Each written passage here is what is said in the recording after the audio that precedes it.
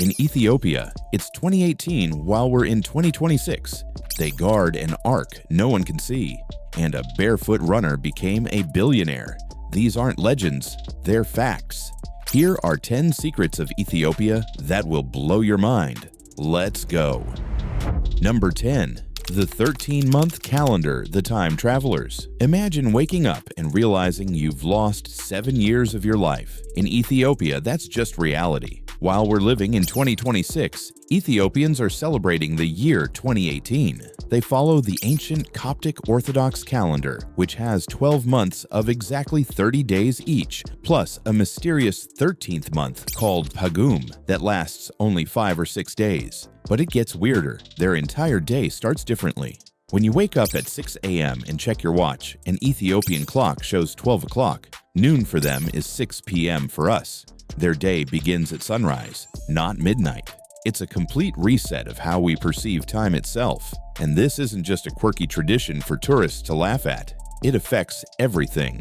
Bank interest rates are calculated differently. Government fiscal years don't match international standards. Companies doing business with Ethiopia have to maintain 2 different accounting systems. If you want to stay 7 years younger, just move to Addis Ababa. But good luck scheduling a Zoom call.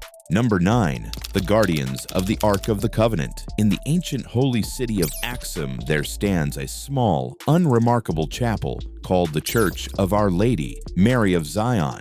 And inside, according to Ethiopian tradition, sits the most important religious artifact in human history, the original Ark of the Covenant, the same one Moses brought down from Mount Sinai, the one that held the 10 Commandments. But here's where it gets intense. Nobody is allowed to see it. Not the president of Ethiopia, not the Pope, not the most famous archaeologists in the world, not even the highest-ranking priests. Only one man, the chosen guardian monk, is permitted to enter the inner chamber where the ark rests. And once he's chosen for this role, he can never leave the chapel grounds. Not for a wedding, not for a funeral, not even if his own mother is dying. He lives there, he prays there, and he dies there. Then another monk is chosen, and the cycle continues. For over 1,000 years, this has been the protocol. Is it the real Ark of the Covenant, or is it the greatest piece of religious theater ever created? The mystery is the point, and Ethiopia isn't telling. Number 8. The DANAKIL Depression, the gateway to hell. If Earth had a loading screen for another planet, this would be it. The DANAKIL Depression is the hottest place on Earth, with daytime temperatures regularly hitting 50 degrees Celsius. That's 122 degrees Fahrenheit. It's a landscape that looks computer-generated, neon yellow sulfur pools, bubbling acid lakes, and Erta Ale, one of the few permanently active lava lakes on the planet. But people live here. The Afar tribe has survived in this hellscape for centuries by mining white gold salt. They hack massive blocks out of the ancient salt flats, load them onto camels, and trek for weeks across the desert to sell them in distant markets. It's backbreaking, deadly work in an environment where a single mistake means death. And yet, scientists believe this alien landscape holds the key to understanding how life began on Earth. The extreme conditions here mirror what early Earth looked like billions of years ago. If life can exist here, it can exist anywhere. The DANAKIL Depression isn't just hell on Earth, it's a window into our origins. Number 7. The raw meat obsession, the Kitfo culture. While the Western world panics over rare steaks and salmonella warnings, Ethiopians throw parties centered around Kitfo, a national delicacy made from the finest beef served completely raw, marinated only in clarified spiced butter called niter kibi, and a fiery spice blend called mitmita. The tradition goes back to wartime. Ethiopian soldiers hiding in the mountains couldn't light cooking fires because the smoke would give away their position to invading armies. So they adapted. They learned to butcher animals silently and eat the meat raw, turning survival into culture. But here's the cultural code most visitors don't understand. There's a hierarchy. The rawer you eat it, the braver you are considered. Tyre Siga is 100% raw. Warrior status. Leb is lightly cooked on the edges, acceptable for children and foreigners who don't want to be judged too harshly. And you don't eat it with a fork. You rip off pieces of spongy injera bread, wrap the meat, and eat it with your hands while drinking tej, a potent honey wine. For Ethiopians, this meal is a badge of honor. For tourists, it's the ultimate culinary Russian roulette. Would you eat raw meat to prove you're brave enough? Let us know in the comments. Number 6. The ROCK-HEWN churches of LALIBELA. Forget building a church from the ground up. In the 12th century, King LALIBELA had a different vision. He ordered his architects to carve 11 massive churches downward into the solid volcanic rock. These aren't caves, they're engineering miracles, complete with windows, columns, drainage systems, hidden tunnels, and ornate carvings, all chiseled by hand. The official story is that King LALIBELA wanted to create a New Jerusalem so Ethiopian Christians wouldn't have to risk the dangerous pilgrimage to the Holy Land. But the local legend is far more mystical. Ethiopians believe that humans worked during the day, but when the sun set, angels descended from heaven, took up the chisels, and continued the work through the night. That's why the churches were completed so impossibly fast. Standing at the edge of the cross-shaped Church of St. George and looking down into the earth is an experience that breaks your brain. You're not looking up at a building. You're looking down into a hole that contains a cathedral. It's the 8th wonder of the world, and somehow, millions of people still don't know it exists. Alright, pause for a second. We're halfway through, and if you're still here, that means Ethiopia has you hooked. Hit that subscribe button right now because the next 5 facts get even crazier. And trust me, number 1 will leave you speechless. Let's keep going. Number 5. Tribal taboos of the Omo Valley. In the far south of Ethiopia, the Omo Valley remains one of the most culturally isolated and visually shocking places on Earth. This is where over a dozen different tribes live, according to traditions that have existed for thousands of years, completely untouched by modernity. The Mercy tribe is famous for one practice that stops every tourist in their tracks: the lip plate. When girls reach puberty, their lower lip is cut and progressively stretched over months using clay or wooden plates. The larger the plate, the higher the bride price and the greater her family status. Some plates are as wide as a dinner dish. To outsiders, it looks painful and barbaric. To the Mercy, it's beauty, identity, and power. Then there's the Hamer tribe's coming-of-age ritual, bull jumping.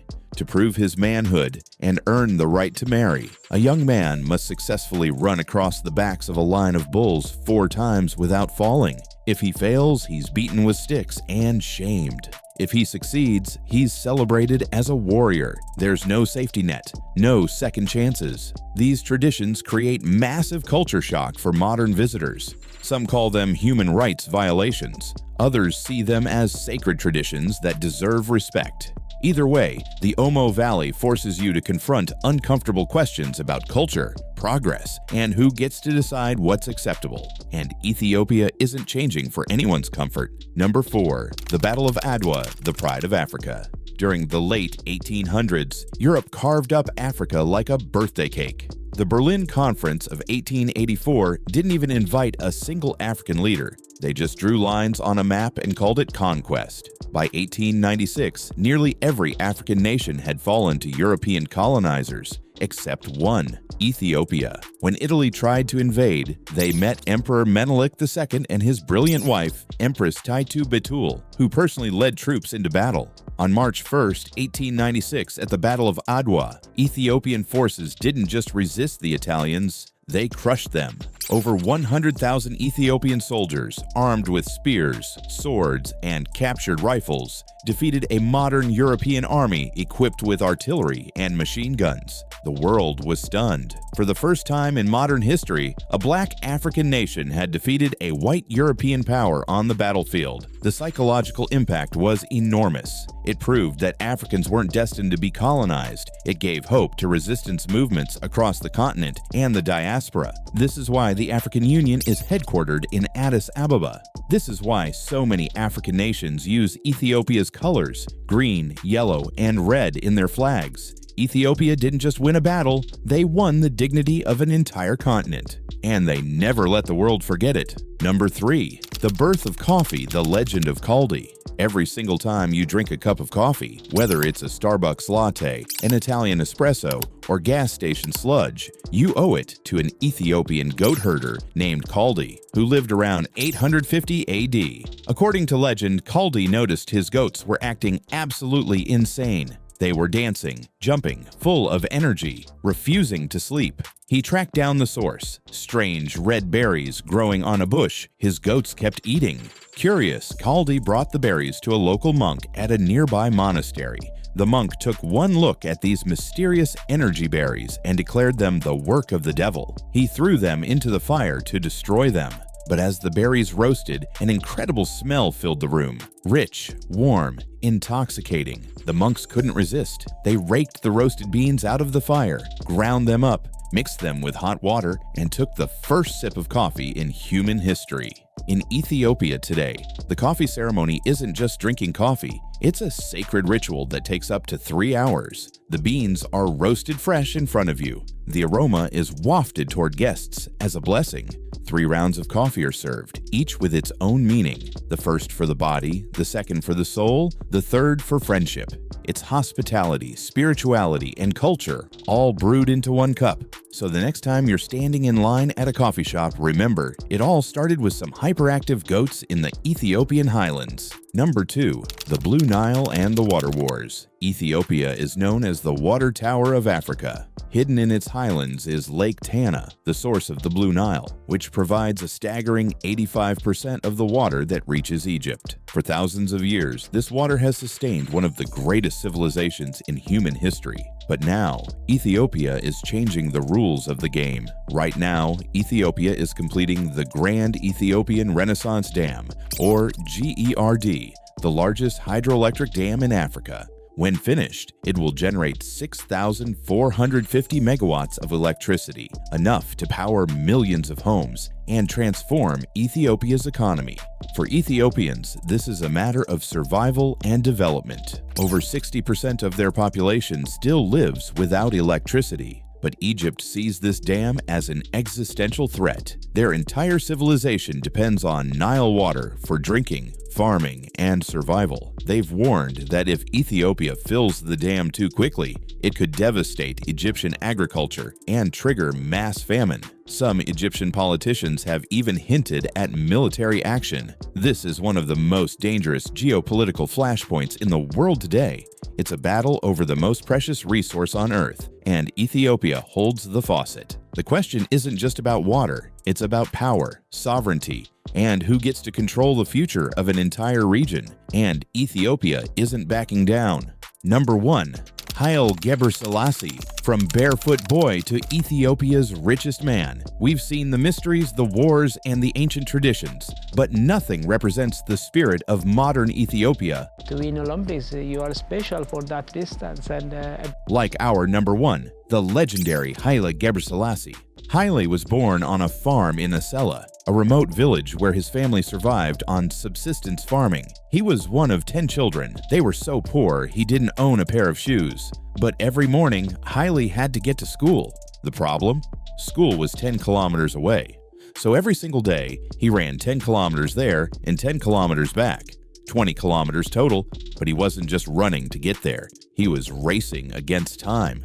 To save minutes, he ran as fast as he possibly could, clutching his heavy school books tightly under his left arm. And if you watch Haile race today, even in the Olympics, you'll notice something strange. His left arm still stays crooked and close to his body. It's a permanent physical memory of those years carrying books. His body adapted to the weight, and the posture became permanent. Haile didn't just become a runner, he became a machine.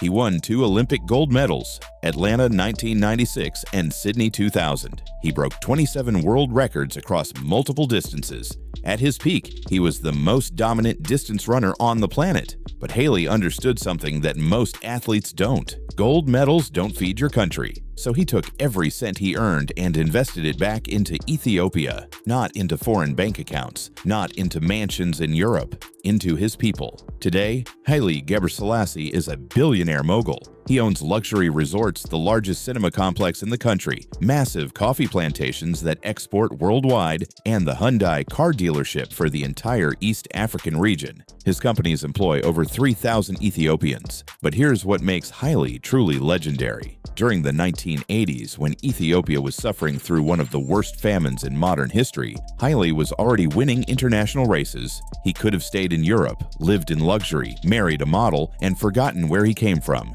Plenty of athletes do exactly that. Haile came home.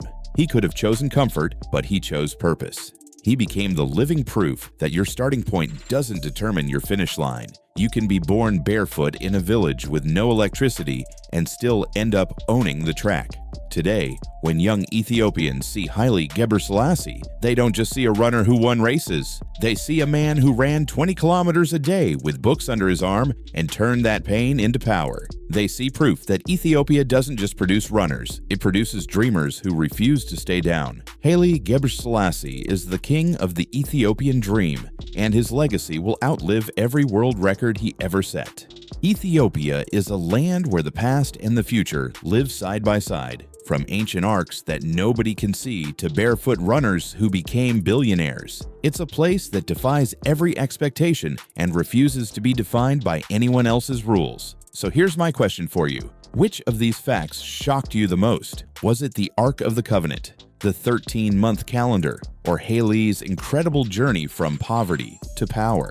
Drop your answer in the comments right now. And if you want to see more hidden truths about countries the world doesn't understand, smash that subscribe button for Culture Shock. We're revealing the next country very soon. Thanks for watching, and remember, the world is stranger than you think.